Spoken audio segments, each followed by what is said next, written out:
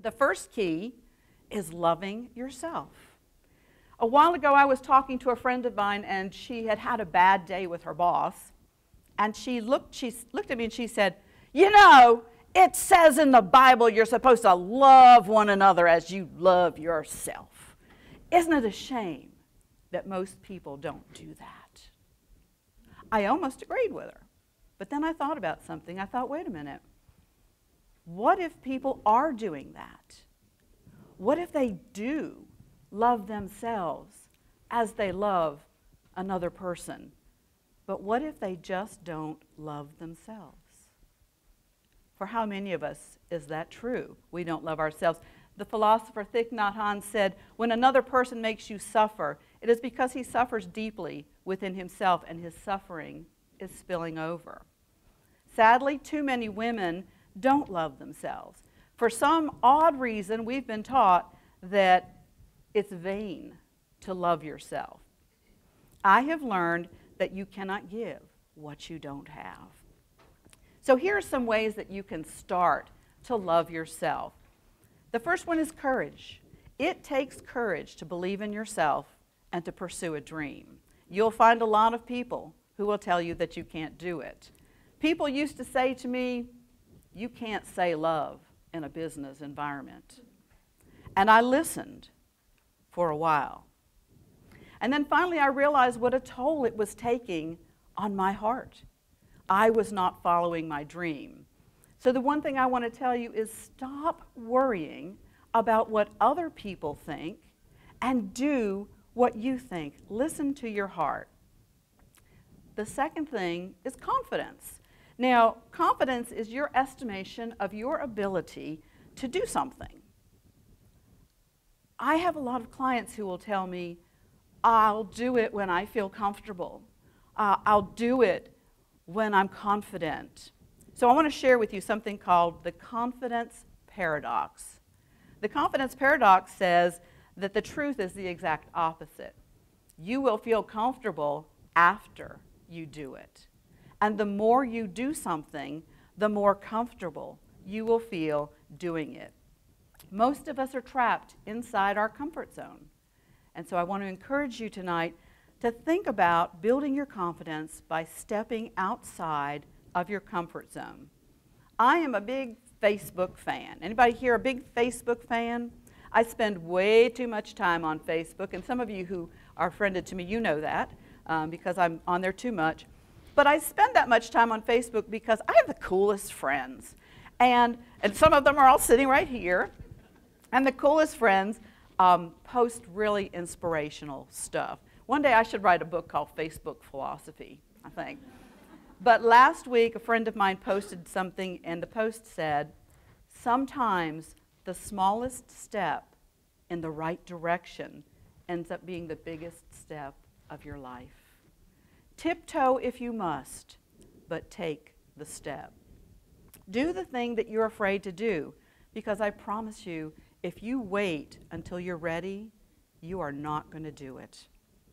The other thing I want to do tonight is urge you to give up something. And that something is perfectionism.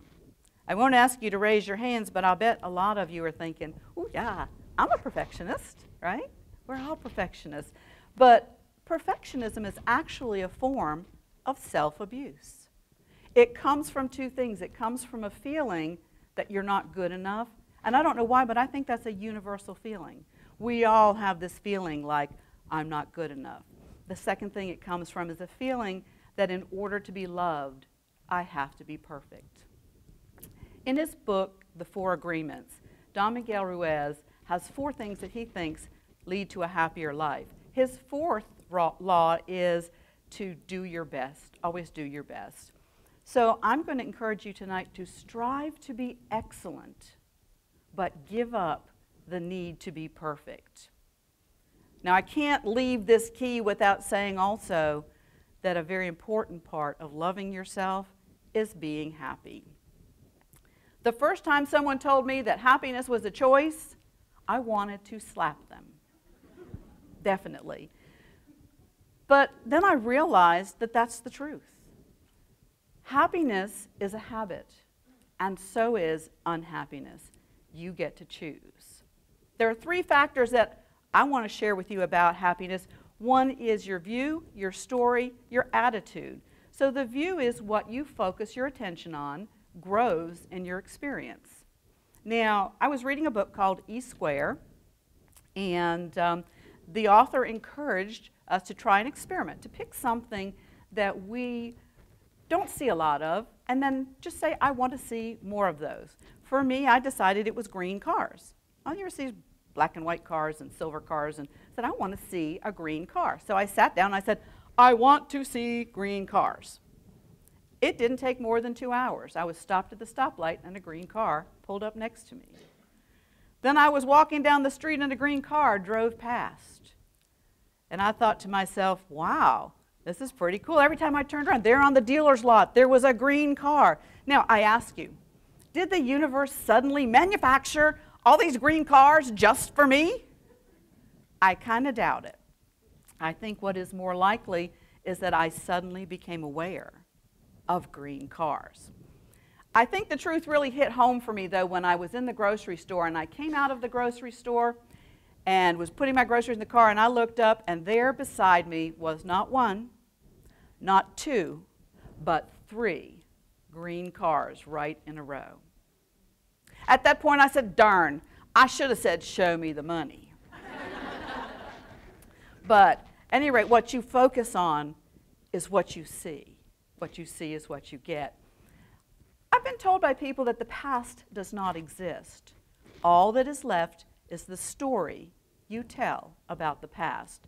So I'm going to ask you, what story do you choose to tell about your past and about your life in general?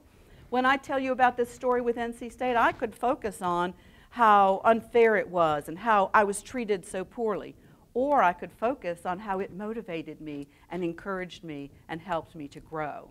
So ask yourself, what story do you choose to tell about your life? The third thing is your attitude, and I'm going to encourage you to have an attitude of gratitude. I'll give you a little exercise so you can all try this when you go home. I have a little book that I keep in my purse, and at the top of the page every morning I write the date. I number from 1 to 10, and then I force myself to write down 10 good things that happened to me today. Sometimes you got to make it up. One time I wrote down, the vending machine ate my money and didn't give me any donuts, so I get to lose weight this time.